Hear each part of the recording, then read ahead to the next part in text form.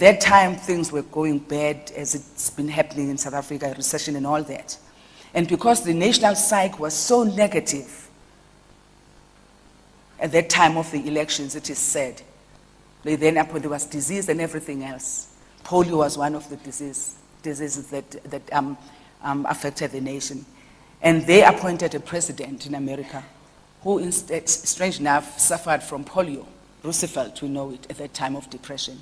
In other words, it's very important for us to move ourselves to a level of consciousness so that we don't live right where we are, where we're paining and everything else, to rise to a level where we can then, because when we do that, we raise the consciousness of the whole nation. We often complain that our children are not well, are not behaving, our youth, and yet we know even at a whole family level that when there's tension, when there's negativism, when mom and dad are fighting, kids get it, they get sick. So what we do as a nation, we should therefore not be surprised when our kids suffer. So I'm calling us to create that conscious space by beginning to really raise the consciousness of the nation. And that can happen when each one of us realize areas of limitations where we need to work on. National energy gets depleted by the needs some have to feel empowered and important at the expense of others. You know, where big fish eats the small fish. We need to be looking at ourselves and saying, how am I doing this in my daily life? In a loving way and not in a judgmental way. I'm inviting us to look at the way, like I said, reasoning, to start public reasoning, to start this kind of dialogues. That's why I'm so excited about this, that we need to start thinking as to where we're going and where we come from, to reflect on where we want to take this country. And all of us are saying, unless we come together, unless we build this social cohesion, there's no way that all the great policies we have will be achieved. There's one quote that I want to read which really strikes me. It says, if the ruler and the people will cease to harm each other, and all the goodness will come to the kingdom, will come to the world. When we love each other, we treat each other with kindness. Mother Teresa said, yes, sometimes it's not just TB or HIV and AIDS, not that we undermine those issues, but it said sometimes love and coming closer to each other will make a difference. As the midwives, as women coming here, at this space together, looking at our legacy that we want to leave. I want to conclude by reading this one poem, which is from my book.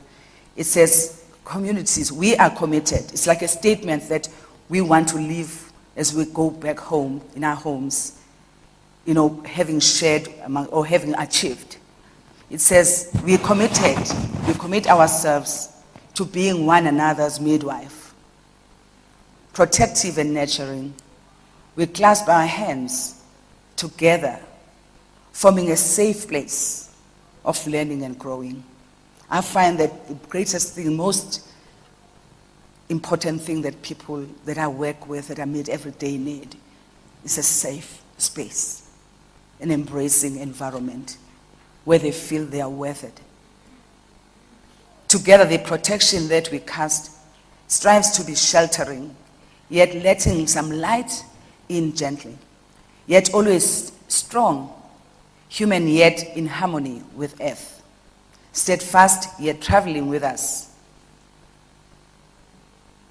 yet closed and yet open to our new ideas, uniquely ours, yet available to all. The protection we cast is our legacy. And so we're saying, as we build this legacy, this is with the place, the platform that our kids are going to live on and eat from. And I invite us to start looking ahead and backwards, to say when we leave, what's going to happen.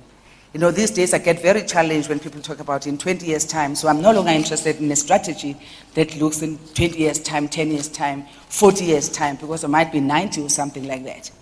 But we need to really have the short-term strategies, like the World Cup. The World Cup was like now and we're going to do it. But when you talk social development, we talk about 2010, when we're in 21, so many years ago. And by then, we're no longer there. New people are there, and they start their own strategies and their own plans. And so I'm saying, with those words, we are challenged, and I trust as midwives, committed to bring about the change, committed to making life better for others, that will continue to hold each other's hands. Because together, we can do more, and united, we stand.